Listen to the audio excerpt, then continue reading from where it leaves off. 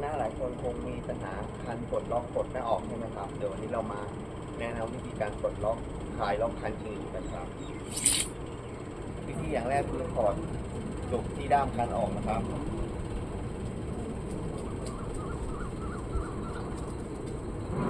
แล้วก็จับคันนะครับกระแทกไปที่พื้นเรียบ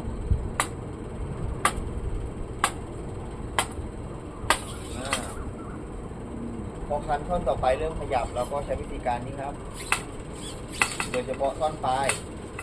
จับแล้วก็กระแทกลงไปครับแค่นี้ก็เรียบร้อยแล้วครับ